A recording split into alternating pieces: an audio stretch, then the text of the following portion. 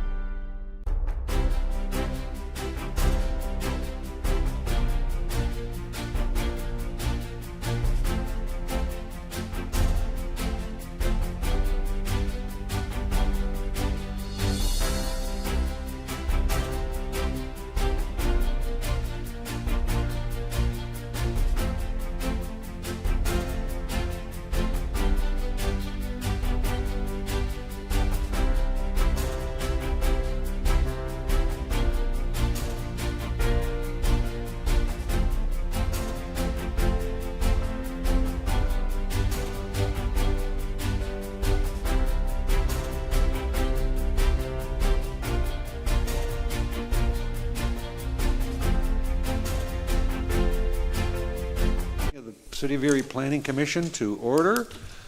Do a quick roll call. Mark Klecker is not here today. He's absent. I'm functioning as chair today. Rich Spiker. I am obviously present. Tony. Thank you. Colin. Present. Sorry. Jason. I am here. Thank you. Need to approve the meeting minutes from April 16th, 2004. Motion to approve. I'll second. Motion and a second. All in favor, Aye. signify by saying aye. Aye. Zoning ordinance amendments.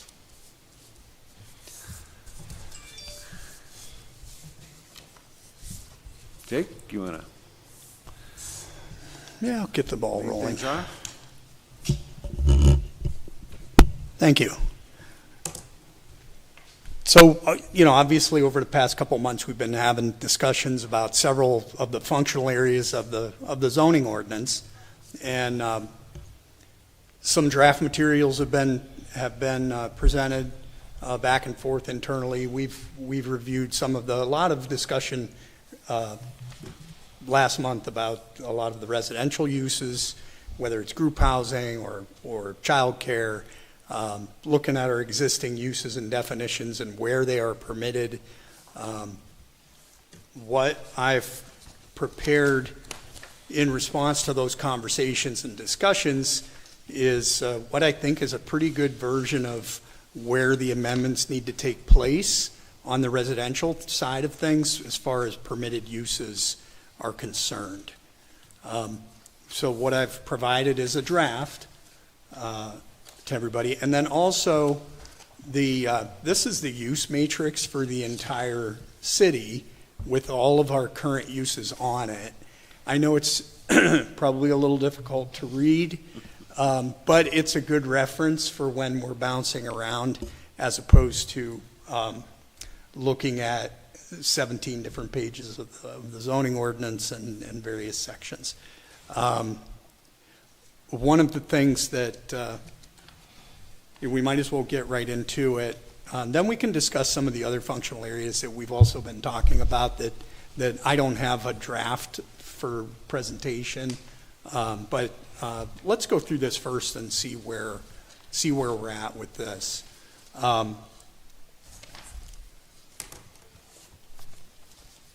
I'll just get right into the recommended amendments. And I'll go district by district, which is how it's organized. So on page 2 of the draft, you'll see that what we're recommending, and this has been discussed with the solicitor's office, section Article 204 contains all of the use districts and the permitted uses in those districts. So again, this is focusing on the residential districts or largely the residential uses. And what we're suggesting at this point, we do want to add a new use that's called accessory dwelling unit. That goes back to our conversations the last couple months. As you can see, it's been added to the use matrix, and essentially it's been added to, just as a use, it's been added to all of the residential districts, essentially, including waterfront residential district, which is a conversation we'll have when we get to that district, which is fairly significant. But in addition to adding that as a permitted use in R1, it was also suggested to add community garage. Per our last discussion on the updating our child daycare regulations, we needed to create this group daycare home and add that group daycare home into the residential districts to line up with the state's child daycare definitions. So that's been added. Group homes has been moved from special exception to permitted. Neighborhood center has been moved from special exception to permitted. Planned residential development has been moved from special exception to permitted. And short-term rental, suggestion to move from special exception to permitted. That goes with 1 and 2 of section 1 changes there. In 3 and 4 of the recommended changes are very similar. This is for R1A. We would be adding accessory dwelling unit, group child daycare home, group homes, neighborhood center, planned residential development, and short-term rental, adding those as permitted uses, and removing the group homes, neighborhood center, planned residential development, short-term rental from as special exception uses. Going to the R2 district, again, adding accessory dwelling unit. We are proposing to add a few more permitted uses to R2 than are currently there. Those would include adult daycare, funeral homes, the new group child care daycare home definition or use, group homes, market garden, personal care boarding homes, PRDs, and rooming and boarding homes, adding those to our list of permitted uses in R2. And as far as some of those uses are currently listed as special exceptions, which would then be removed from the special exception category, that would be group homes, market garden, PRD. In the R3 zoning district, again, adding the new uses of ADU and the group child daycare home, and also adding daycare centers, dormitories, fraternities, sororities, group care facilities, hospitals, market garden, nursing homes, PRDs, retirement communities, and rooming houses would all be added to the permitted use list in R3. Several of those uses are currently listed in R3 as special exceptions, so those would be removed from that category. That includes daycare centers, dormitories, fraternity sororities, hospitals, market garden, nursing homes, PRDs, retirement homes, and rooming houses. Moving on to the next page into the RLB, which is the Residential Limited Business Zoning District. Again, adding ADUs, dorms, family child daycare home, which just for some reason was not listed there, in addition to the group child daycare home, fraternity, sorority, market garden, and nursing homes. A few of those uses are currently listed as special exceptions, and which would be removed from that category. That includes dormitories, fraternity, sororities, market gardens, and nursing homes. So those are existing residential categories other than waterfront residential. And, you know, obviously the theme here is that we're trying to make the permitted uses more expansive in all of the residential districts. And adding a couple of new uses to the residential districts that have not been there previously. With regards to the waterfront residential district, you know, currently all the waterfront districts all of the uses are currently listed as conditional uses, which requires going through that conditional use approval process, which, you know, we've all participated in. I think the general consensus has been, in my experience and in our conversations, is that the residential uses in the waterfront districts perhaps should not have to go through this conditional use approval process.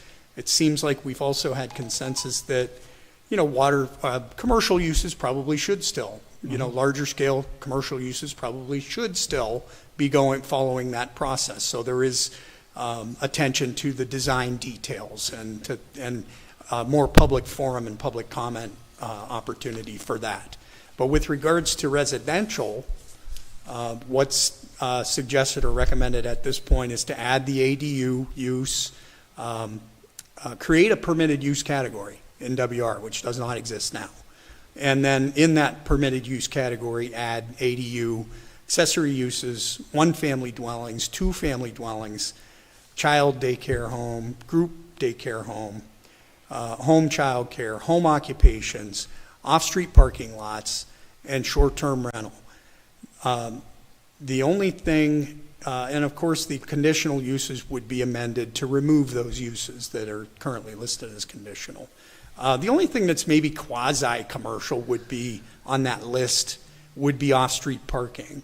However, I think it's fair to point out that off-street parking lots do have rigorous design standards, and in particular, waterfront design standards that require green lots and landscaping and things like that. And those requirements will still need to be met, even though it's listed as a permitted use versus conditional. So it's similar to a special exception where there are conditions to these uses that are outlined in the book. It's just a matter of the administrative process to approve those uses. All the conditions in the book still need to be adhered to, no question about it, but this helps to streamline the process, the approval process, so it can be done administratively versus going in front of the zoning hearing board or council. Yeah, I mean, I think one of the big things is that particularly in residential spaces, that these permitted uses that we're putting in there, I mean, before it was essentially a rubber stamp as long as they checked the boxes. We weren't going to block them as long as they met those conditions, and a lot of these are the types of things that frankly are going to help build stronger community. It makes it so people don't have to relocate, or there are new opportunities in these areas. So I think, obviously I'm biased, but I think it's definitely a positive step for Erie. I'd like to just real quick discuss the ADUs and which zones we're allowing them. Yes. I agree with all the ones that we are indicating we're permitting them to, but I'd also like to suggest that we add C1 local commercial, Okay. C4 traditional neighborhood commercial, and M1 light manufacturing to allow ADUs. Excuse me, we can't. Sorry, you're not hearing me? Sorry, Kathy. I'm trying to talk in the microphone. I was not close enough. I was talking about how I think the ADU should also be permitted in C1, C4, and M1, which are kind of the lighter uses for commercial and manufacturing. I do recall about a year ago watching a zoning hearing board meeting, and there was a gentleman requesting to live in his manufacturing facility, and it seemed like one of those, who cares? Well, who's this affecting negatively? Why not let the guy live in his factory if he wants to? And I would think that would fall under M1. I would agree with that. I mean, I think it's to your point, who's negatively affected by it. Yeah, I'm thinking C1 local commercial, those are mostly those like corner store kind of commercials, so it's reasonable that, especially in the older neighborhoods, that there could be already an ADU on those lots. Right. Or in those buildings. Some of those are kind of chopped up, the front and back half kind of. So those are my suggestions for those three additional zones. Yeah, and I agree. I know that there are residential uses listed in our commercial districts also, and I didn't go as far as to go through each district and modify all of the permitted uses in each zoning district. This was fairly limited to the residential districts, but that was one of the areas that I immediately thought of also is, we should probably be looking at ADU, adding that in. So that's a perfect amendment. So that do we want to maybe treat that, do we want to address that in this, or, I mean, based on the conversations we were having right before this meeting, there's some stuff for, light manufacturing, light industrial, that some zoning changes we want to look at there too, that we can plan to incorporate it in. I mean, it's one up and doesn't the other. I'm just thinking that we know we need to look at that even With more the broadly. 3 corridor study, Yeah. I think we wait till that one flushes out, but it's going to flush out quick here, though. Yeah. Yeah, and that's, it's fair to point out that, we've been having a lot of discussion about several different functional areas of this ordinance, and there's, one of the other things that has come up recently, relatively recently, is that the entire ordinance was was e-codified. And so there were no substantive text changes made to the ordinance. However, some of the sections were renumbered to have consistent formatting, article to article. So, and it, an example of that would be something that was listed as 205.01 is now .1. So, and .02 to 09 were kind of missing, and then it would go to like .11. So some of those sections were cleaned up. Now they're just 1, 2, 3, 4, 5. And then some subsections would start out with, well, there's section 1, subsection 1, 2, 3. And that formatting has also been cleaned up so that it's consistent to go from numbers to letters to numbers. So you would have section 1, ABC, and then maybe potentially subsection 1, 2, 3. So those have been cleaned up, and I think that we need to, in conversations with the solicitor's office, that we want to have council formally ratify the updated e-codified ordinance as well, just to recognize those numbers, because what happens is I have this book that is from July of 2023 that has all the old numbering and lettering, and this book is, some of the sections are slightly different. The verbiage is exactly the same. Yeah. But some of the numbering is different, so when you're referring to sections of the ordinance, it could cause some conflict, or at the very least, some misunderstanding, or when you're trying to refer to one section that has two numbers in two different books. So we are also going to need to do that. I know the solicitor's office is working on preparing an ordinance that would just essentially ratify that, that this would be the new recognized format and numbering.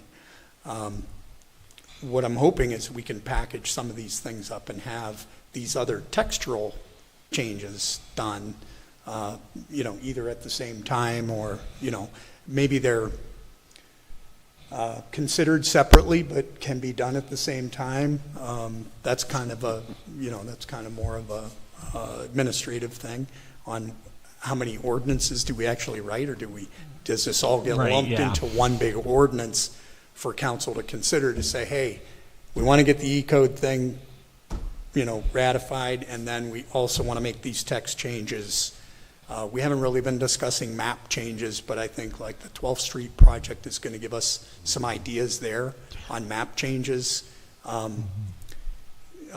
If at this point we're still saying, well, all of our districts are going to remain in place, then, I think we can dig into, if we do want to consider consolidating any of the districts, looking at that at the same time as we look at how do we reflect that in the map. Do we, we may want to massage the district locations if we are. One thing that's come to mind for me in looking at the use categories, and if you look at the difference between C1 and C4, they're both low impact commercial districts, and they're very, very similar as far as the use lists are concerned. And it's one thing that came to my mind and that I've thought about in administering this book for several years is that maybe that would be a good opportunity to say, you want to have a central business district, obviously. You want to have a general commercial district, again, obviously. But this local commercial district does make sense to have a lower impact commercial district, some of these smaller kind of neighborhood main streets, so to speak. Yep. But do we need two different ones? Could we simplify things, consolidate that into one local commercial district, and then make sure that the use list is massaged to make sense for the physical locations of those corridors, because they are located in different parts of the city, but the character of those streets is similar but not identical. So it's something for us, I think, to look at. It's worth looking at. Yeah, I think it's something for us to look at, and maybe kind of in the bigger picture, look at the overall map, and see, do we have enough land available in every one of these districts to accommodate demand? Mm-hmm. I mean, that's the bottom line, is what this map should be, the zoning map. So I think we can dig into that, and it'll all dovetail together. On the, to finish up on the recommendations on the residential side, obviously, accessory dwelling unit is a new use, so we need to add that as a defined use in Article 6. I did a little digging around to try and find, it's actually sometimes a little more difficult to find model ordinances with the kinds of uses that you're exactly looking for, but I think this is a pretty typical definition for an accessory dwelling unit. Seems to make the most sense. Defined as a dwelling unit with provisions for sleeping, cooking, and sanitation whose use is secondary to that of the principal dwelling or building on the same lot. In other words, that would kind of help to capture if we add that as a permitted use in the commercial districts, because then you're just saying if it might be a live-work type situation where the principal use of the building is commercial, but so that definition serves that. It doesn't say dwelling, just dwelling. It says or building. ADUs further defined as follows. I don't know that we need to put this in there, but I wanted to put that out there for you guys to consume just because it seemed to be a pretty standard kind of sub-definition of the use. Whether or not we leave it in the book or not is, I don't know that it's necessary, but I guess it helps to explain that there are different scenarios in which we would say that fits. It covers all the possible combinations, I think. Yeah. Should we limit the number of ADUs? Like right now, we're not really saying that. We're just There's still saying the lot singular. coverage requirements that would limit how much. Well, I'm thinking the many. interior ones. We can, there's a max limit. Yeah. We can't have. We We hit our density. own zoning limit at some point, right? Right. You have the per family, the square footage per family too, though, that would cut into it. Should it say a single dwelling unit? Yeah, I mean, it's not, the goal isn't to create a mini development on a particular lot. Right. To- Like mini condos. Yeah, right. Does somebody take advantage of there not being a limitation?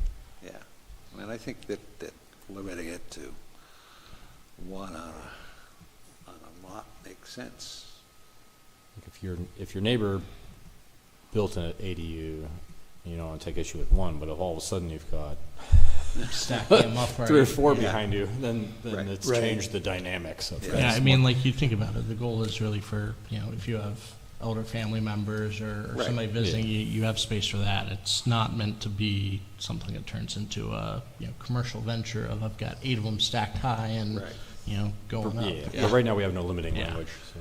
Yeah, And I think we can, I don't know that we would need to create another conditional section.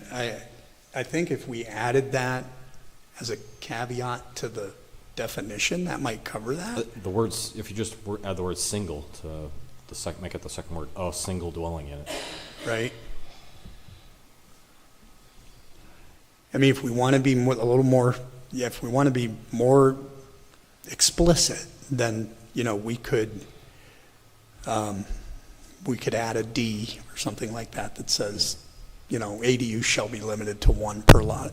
I'm all for ADUs. Yeah. I'm just, Yeah. Yeah. at some point there's a. No, you're right. yeah. No. You're defeating yourself. Well, you're right. And then this is surprisingly the only time this has come up kind of consistently where we have a use listed in the book and then there's nothing in the book that really says that there's a limit is accessory buildings, sheds. Mm-hmm. There's nothing in the book that literally says you're not allowed to have more than one. So, lot coverage is kind of a cross-check to that you can't just cover the entire lot with sheds.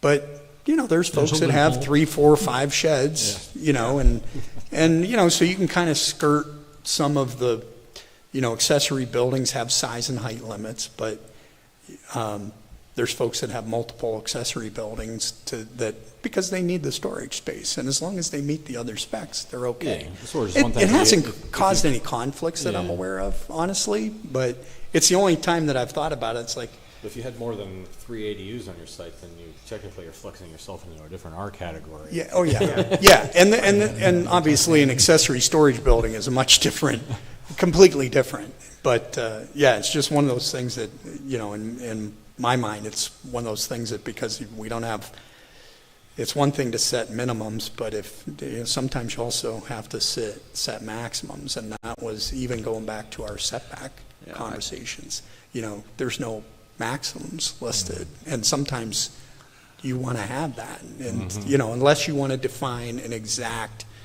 zero setback, which we do have in a couple spots, you know, but, It's, I mean, saying that we have, permitting one ADU makes sense to me, because you have single-family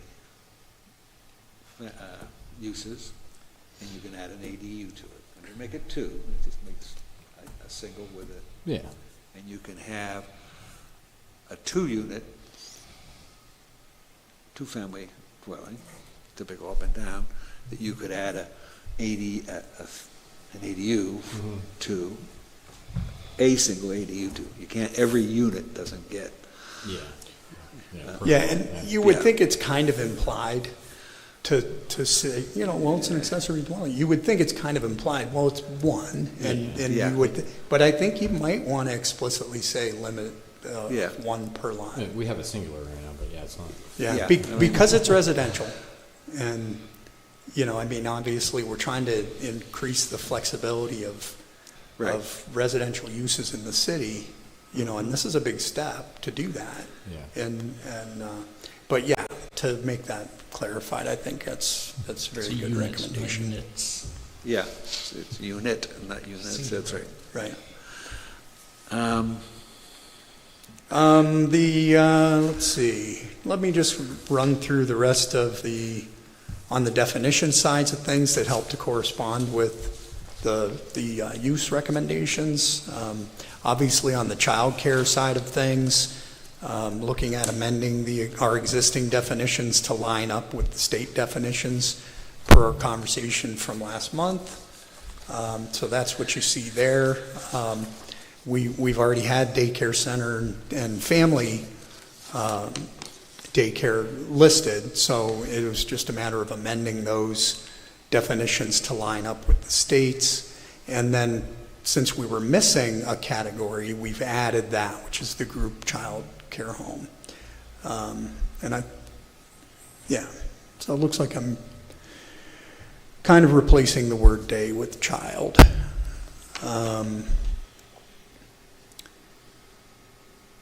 Home child care, you know, the state does not regulate if you're watching up to 3 kids. So home child care is not a definition in the state child care regulations. So it's there, and we currently have it listed as a permitted use in a lot of different districts. It's essentially unregulated unless we want to, and this I'm not sure of, but I'm not sure that we're requiring home child care to be registered in our daycare program. That's a question for Andy and Christie. I don't think that we are, because it's unregulated by the state. I think that our current Yeah, daycare. that's what I was gonna say. Right. I feel like If if it's it's- not regulated Right. any other way. So we can eliminate it. I mean, we can add that to this recommendation, that the home child care category just be eliminated from the ordinance. I think with us bringing the other definitions in line with the state, it makes sense to keep with that trend and just strike this altogether. Yeah, it's, you know, unless we're going to regulate it, I don't see the utility of it, the purpose of it. So, I mean, does profit or nonprofit affect whether the state regulates it or not?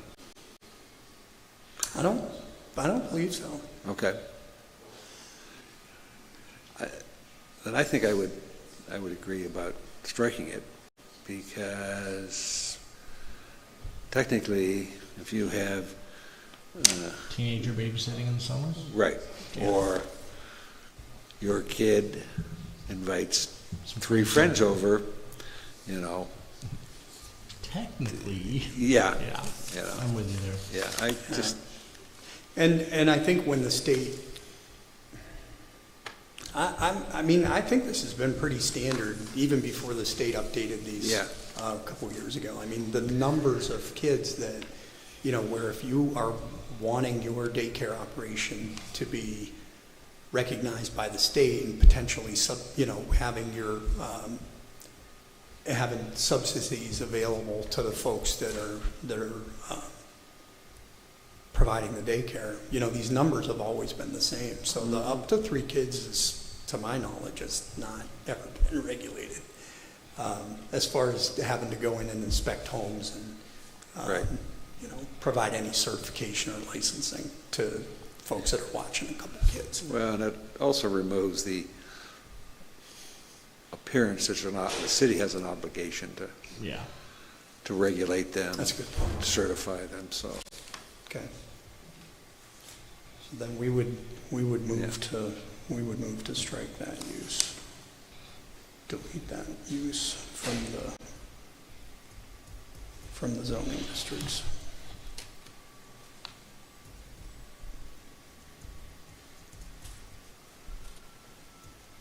Okay. On the going back to, and I'll skip over family for a second, but to go back to our conversations from last month also on the, you know, we did not have a definition for group home. You know, we've moved the group home designation to permitted in the residential districts, and that's really to comply with the Fair Housing Act and just something that, you know, in practice, we haven't, you know, really been making any people jump through hoops for group homes, but we definitely wanted to move that, and that's been done. But we also needed to put a good definition in there. So the definition that I've put together here is similar to our group care facility definition. I think a lot of the same standards need to be applied. However, the real difference between group home and group care facility is that this is in a, you know, you have to look at the setting and the structure and the neighborhood. So group homes, I think, are intended to be in a residential structure, in a dwelling, and operated as a single-family dwelling. When you look at the definition of family and you look at D in family, I mean, that's really what it's alluding to, is permanent group homes. So I wanted to make sure that that residential dwelling status was included in the definition of group home. So that's what you'll see in the second sentence there, that the services shall be provided in a residential dwelling unit in a family-like living arrangement. I think it's a very comprehensive definition for group home that supports, you know, there won't be any questions. No, I thought it was good. And on going back to our conversation again, where we've had group care facility and group residence facility that essentially the exact same definition. So the suggestion there is to, per our conversation, delete the group residence facility use, since it's essentially covered under group care facility.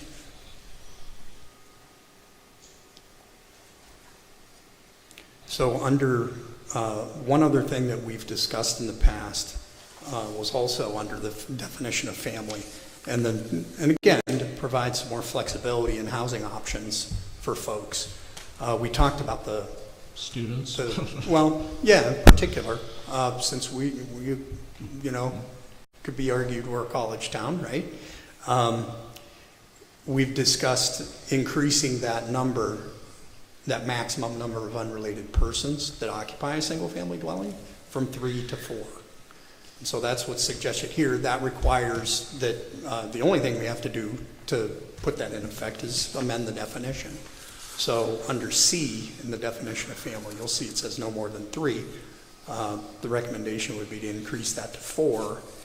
And the corresponding definition that needs to be amended as well is the definition of rooming boarding home, because that also refers to the number of unrelated folks. And that's also been cleaned up and simplified to line up with other definitions that I've found. And essentially, the main part of that definition is listing the number of unrelated persons. So that, of course, goes from 4 to 5. So rooming homes, rooming houses would be for no more than, or for 5 or more unrelated folks. And I guess related to the group home thing, you know, we've had folks that have said, I want to start a group home, and without having a definition for group home and relying on the family definition for group homes, and looking at our other group care criteria, I think it was important to note that the person that or the entity that operates a group home or a group care facility you do have to be a certain type of entity. Yeah. It's not just an open door for It's anyone not to just, do it. well, I There's just want to have a licensing and- bunch of unrelated people living here and I think they're handicapped, so I'm going to call it a group home. There's a set of standards that need to be applied. Because we have had, I know we're not, there's still a couple other areas that we've talked about that with things like perhaps emergency shelters or transitional housing, and that's not included here. I think we need to do a little bit more digging on that to get there. But I think this helps to really clean up a very kind of functional area in the city, that those distinguishments are made. So that's the recommendations on amendments for the permitted uses in the residential districts. You will see one other use there that under 13 that is kind of miscellaneous, but I put it in there because, and maybe we can start going a little further with talking about the commercial and industrial districts with some of the uses, to make those a little more permissive as well, for lack of a better term. I think it makes sense. If we're doing residential, I think it doesn't hurt to look at taking the same approach to the businesses that are supporting the economy too. Right. And you know, these are very, obviously what's being presented today is things that, these are very practical, easy fixes, and in some cases just kind of updating to current standards and to current language, you know.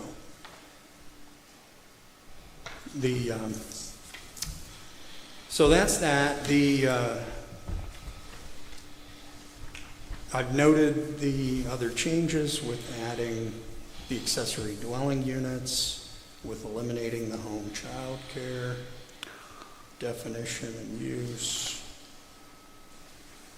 adding a sub descriptor to accessory dwelling unit about the limit, 1 per lot.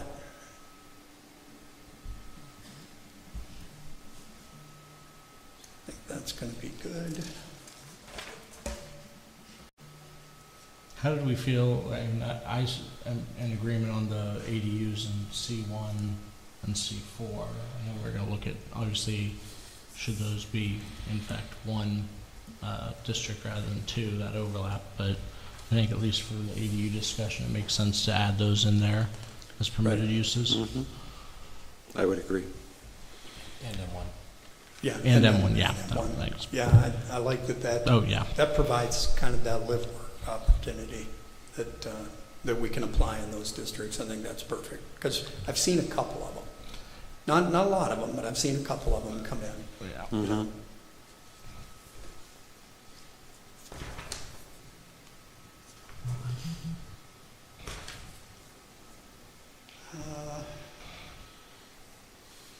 That's all I have to present. I know that we've got some other items that are still basically under review. And I don't know if we want to have some more discussion on any of those areas. I at this point. I know we've also had, and probably the easiest thing to perhaps transition to, I know we've had some discussions about off-street parking requirements, and in looking at, do we want to reduce or even eliminate off-street parking requirements for some of the uses, or perhaps even all of the uses? I mean, in looking at that, at least on that topic, and maybe that's worthy of a discussion, a longer discussion later, but that's one of those things that I think it makes sense in residential, but you go much further beyond that, we're creating an absolute nightmare. I don't know about that. Oh, yeah. Hotels? I It's mean, up to you're giving it to them. Them the keys to decide how many that's fair. spots they need. I think so. I think that, and most hotel franchises have a requirement of one There per you guest go. room. Yeah. I mean, those are taking, business owner knows his business. Yeah, I'm all for Right. cutting out whatever we can to simplify it and encourage. If I'm an Yeah. urban hotel and I got a public parking garage across the street, you're going to tell me I got to build True. parking spaces? Yeah. I don't know. That's I can fair. find an argument. against Well, it. and You don't have to convince me, that's a good point.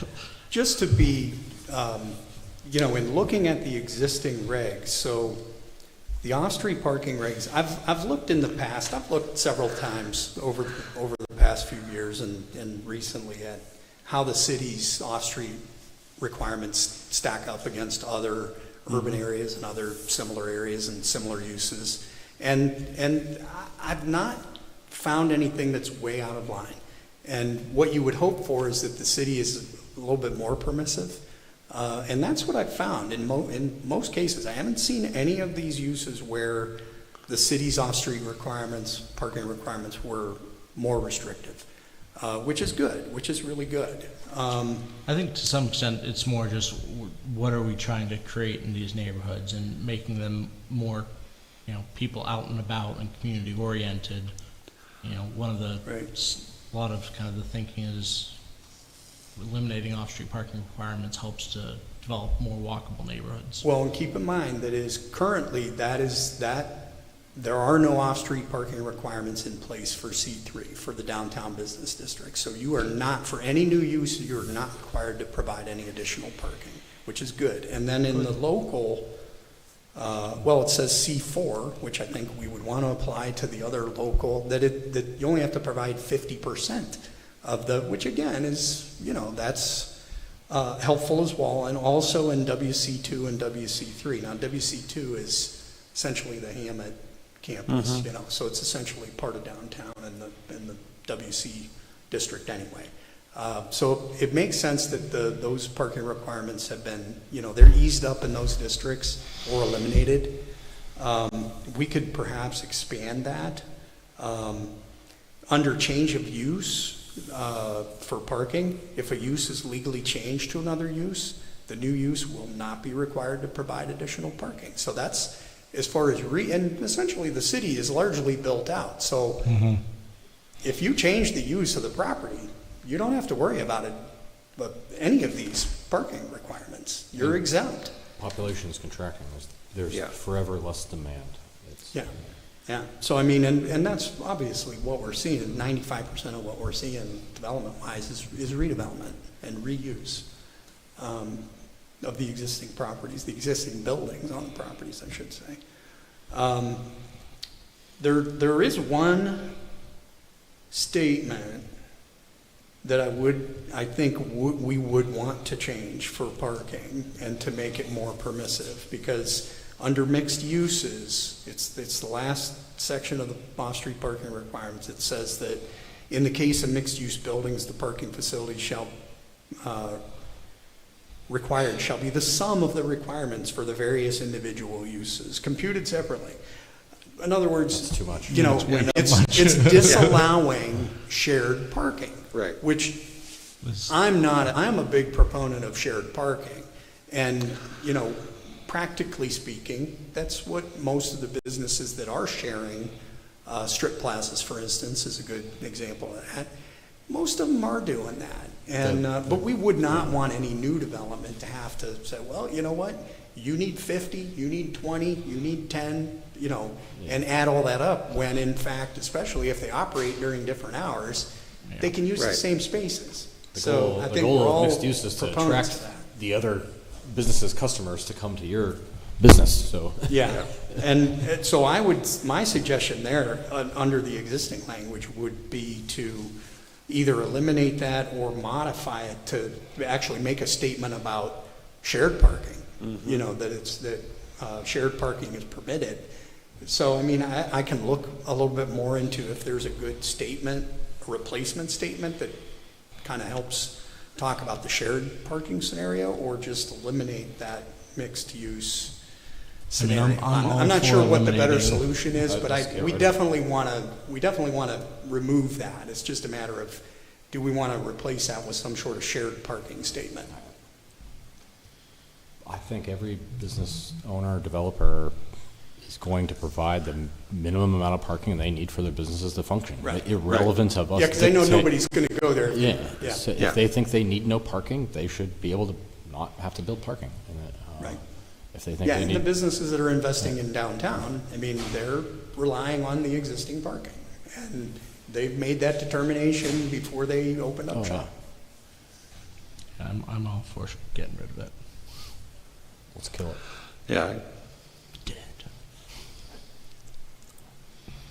So that's, I think we're in a good place there. I think we want to continue to look at that and look at the uses and like I said, I haven't found anything that's really onerous. But I think, you know, there's no harm in continuing to look at that. And if anything, I think that mixed-use statement was probably the most prohibitive when it came to off-street parking. So, I mean, yeah, I think we definitely, that would be good deletions.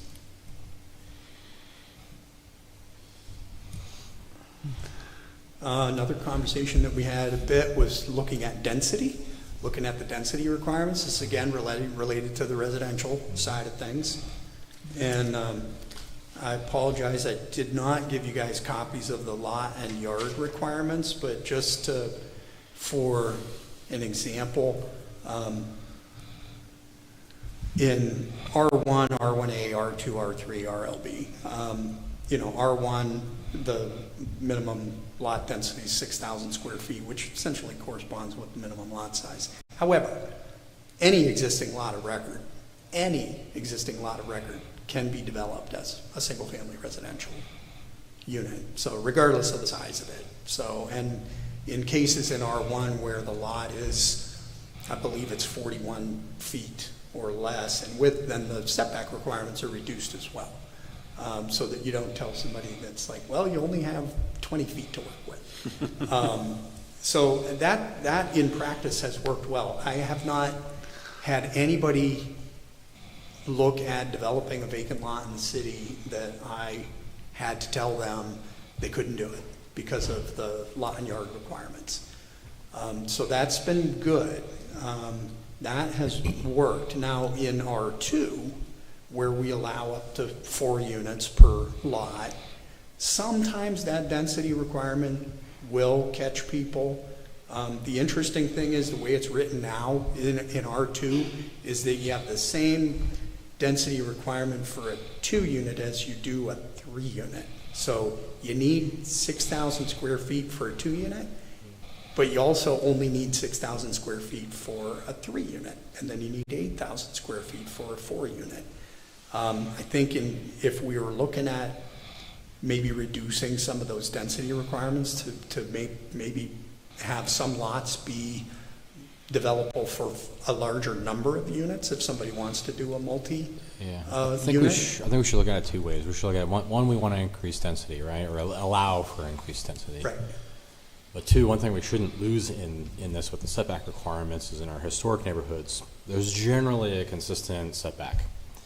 So if there's an empty lot and somebody comes in and violates that either direction, right, it kind of violates the Feel of the neighborhood. Yeah. So how And we do have that 5-foot, and that's one of the good things in the residential districts is that there is a requirement to be within 5 feet of the average setback. average, yeah. And so, and As long as we keep largely, that, I think that protects. It does. Neighborhood character. It has. Prevents any major outliers. Yeah.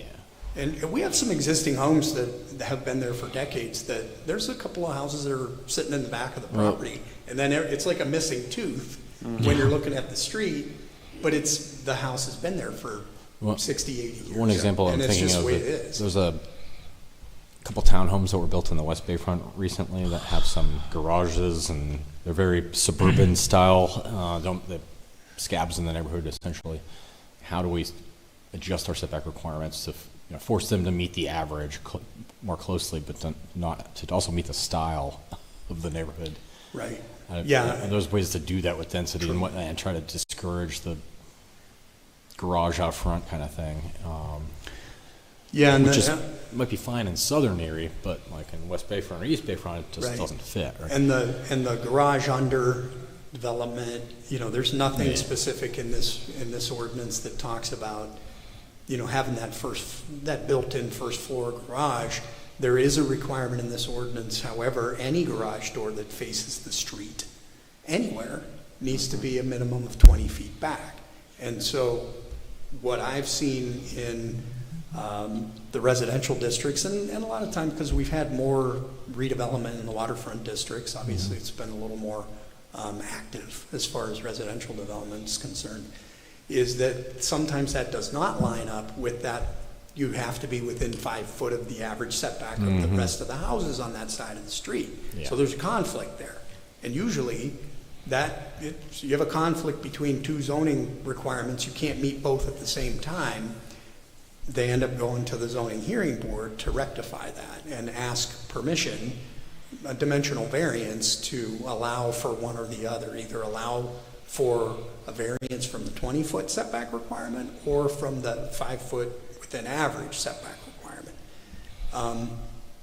The style of the architectural style, as far as the, like townhousey maybe looking Yeah, it's harder to developments, force. is kind of a separate issue. Yeah, without design standards, obviously, it's but- harder to force that. Yeah. It's the garage out front. I feel like we can, if it doesn't sync up with that setback requirement, we can kind of force them to let's get that back, right?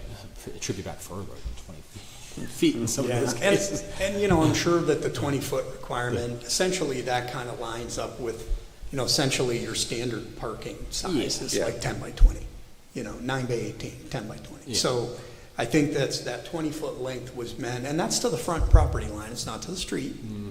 It's not to the sidewalk, it's to where the front property line is, which might be in the yard. Yeah. So it does force you to move that back. And, when we've seen attached garages go up or detached garages go up, obviously they have to meet that requirement. And so we are not getting that. There's plenty of alleys that have garages that, the garage doors are right on the alley, and folks are, if they're actually storing their vehicles in there, it's probably kind of a tough in and out, Yeah. but it's on an alley, and there's obviously other, right up front garages in the city, and I'm sure it's kind of a tough in and out, because you're basically pulled out in the street before you can see maybe, but those two things do come into play together occasionally in the residential districts, for sure.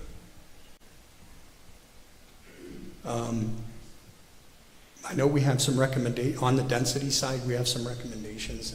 We haven't really had time to fully vet those out yet, but I think that is going to make sense too, I think, maybe to allow for that increased density.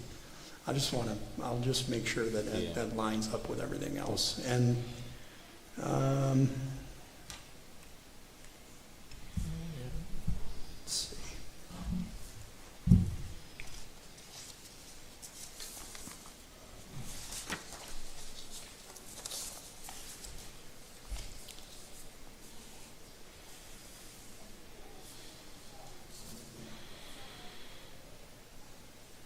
Okay, yeah.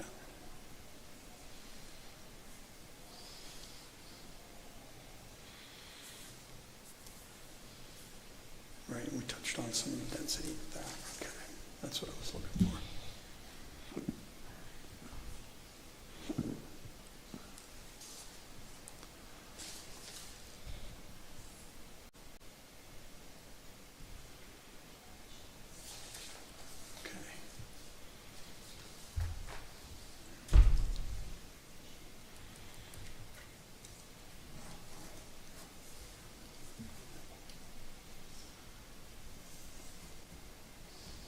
So we'll take a second look at the density requirements and the density suggestions that we're pushing around here, see what we can come up with.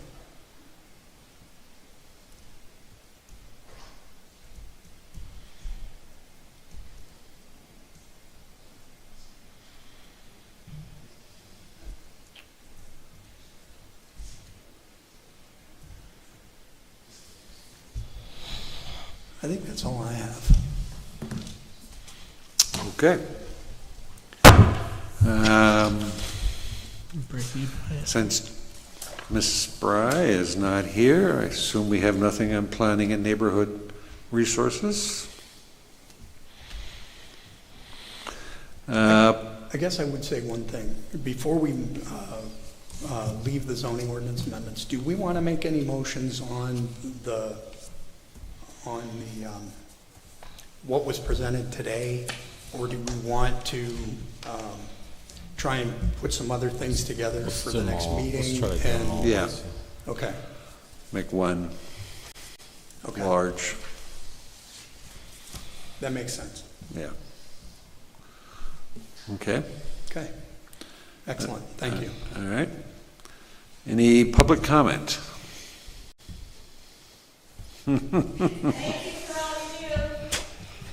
Thanks, Kathy. Thanks, Kathy. Adjournment. Motion to adjourn. So moved. Second. All in favor, say aye. Aye. Aye. Thanks. Thank you for everyone for a long, complicated meeting. And productive.